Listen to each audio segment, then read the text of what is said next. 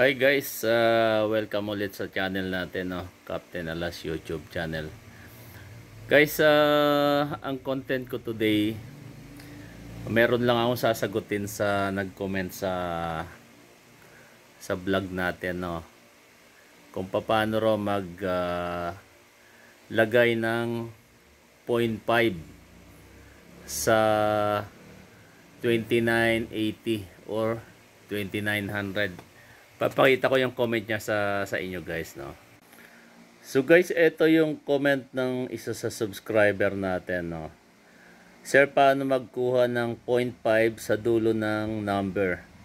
Ibig siguro sabihin niya, paano maglagay ng 0.5 sa frequency, ano, kasi minsan may mga frequency or repeater na merong 0.5. So madali lang po ito, sir. At i-demo natin. Wag na natin patagalin. Let's go. So guys, eto na. Simulan na natin yung tanong ng isa nating followers, no. Paano raw maglagay ng 0.5? For example, ito 146 plot, no. So ibig niya sabihin, paano maglagay ng 5 do sa dulo, no. So dalawang klase po yung paglalagay, no. Una, normally kasi by 1 ang ano nito pag in-scroll mo siya. Ayan, oh, 602, 601. So pag pinihit mo yung dial, ano siya, by 1 yung kanyang lipat, no. So pindutin niyo po itong set megahertz, i-press nyo siya, and then i-navigate nyo sa number 50. So makikita nyo step, and then press nyo ulit ng isang beses. Ayan, normally nakaset siya sa 10 or 10.0. Ilagay nyo po siya sa 5, and then pindutin nyo itong set. Okay, para mabalik siya sa frequency niya, press nyo lang po yung mic. So napansin nyo nasa 146 plot, no. Pag in-scroll niya yung in-scroll nyo yung dial niya, itong malaki, meron na siyang 0.5, di ba? Ayan. So yan po bang ibig nyo sabihin? Yan po yung other way na iseset nyo sa step, no. And then yung other way po, ito yung pinakamadali. Dito kayo maglilipat sa speaker mic.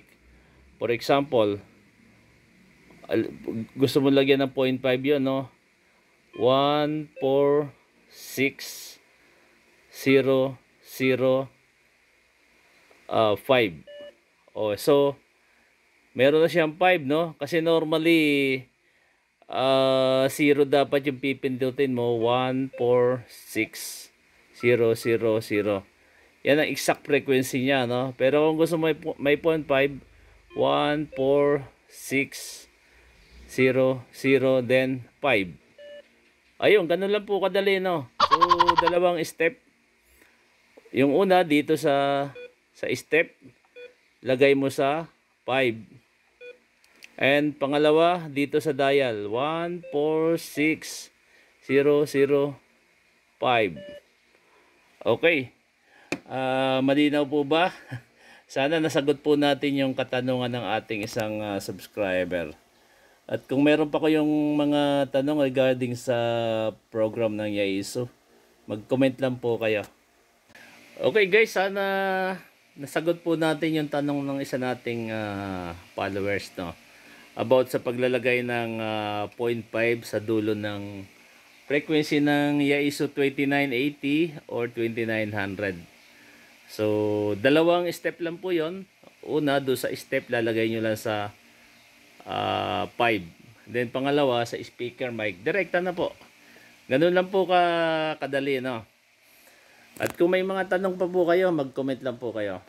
Thank you for watching. This is DB1XRY or Captain Alas 73.